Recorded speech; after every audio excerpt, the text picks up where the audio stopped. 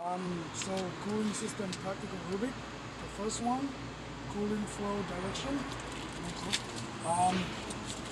So by looking at the rad, I can tell that that is the bottom cooling rad hose. Going this way.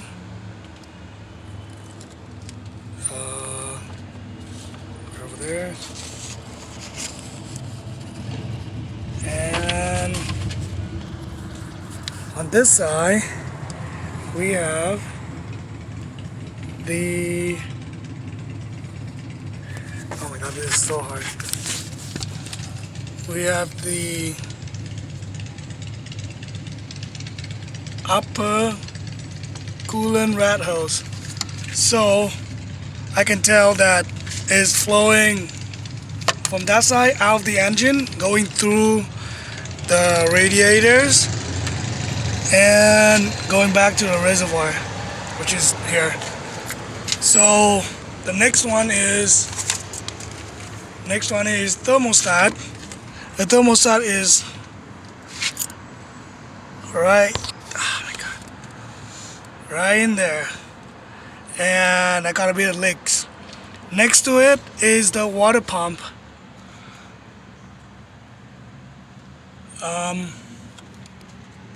That is the heater coils with the AC. Coolant temp sensor. It's hidden somewhere. I didn't find it, so I'll skip to the next one. There's no oil cooler for that, for this car, so there's no other line for cooling. This is the relay for the cooling fan, and let me get this out real quick.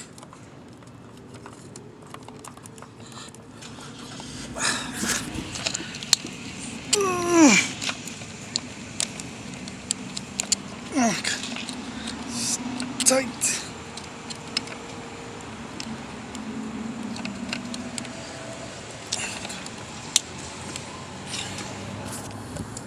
It's so hot. Okay, I got it. So this in my hand is the cooling fan relay. Next one on the question is explain how a radiator works. So when the coolant gets hot, get out of the engine, it goes into the upper rad, in there, go through the radiator with a fan, go through all these fins, and the heat will get absorbed by all this fin and go out the bottom rad, and that's how it gets cool. Leaks point on the cooling system. Thermostat, heater core, water pump, maybe sometime radiators, reservoir I mean. And if the thermostat is completely seized, you will have a overheating problem. If the thermostat is seized slightly open, then the car will take longer to heat up. And if the thermostat seized fully open, you will not get heat in the car, and the car will not get to the operating temperature. List condition of Volkswagen plastic water pump impeller was not turning.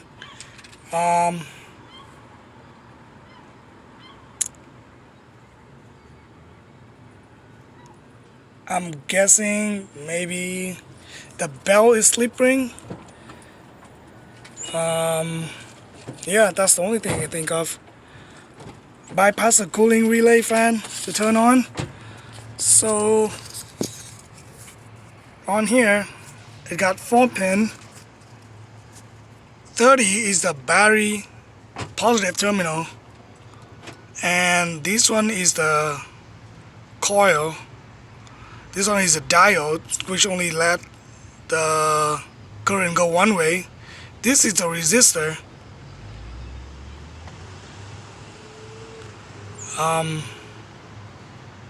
So in order to bypass this relay to turn on the fan, I would just have to connect this pin 87 and pin 30, which is on here.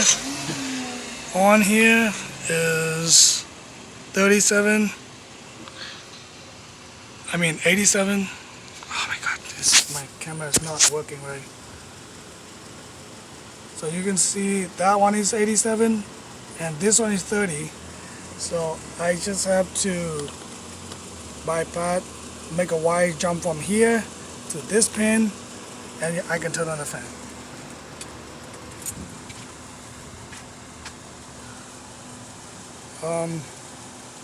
So yeah, this is battery terminal, this is ground, this is switch, no, this is a switch, sorry, and this is I'm not sure on this one, and that's the cooling system practical Rubik. Moving on to lubrication, I got, oh, I gotta get down.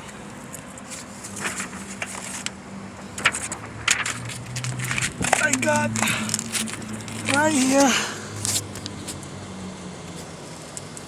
here is the oil filter, and next to it is the oil pressure switch.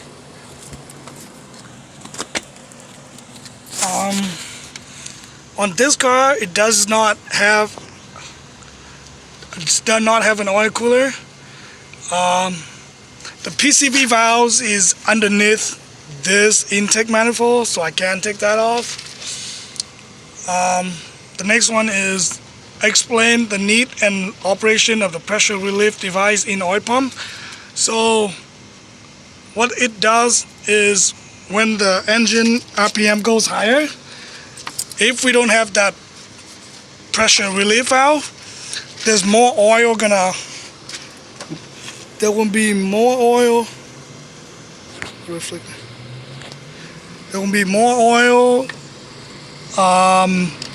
get pulled up into the engine, and it will build up pressure and exceed the limit, so it might damage the engine.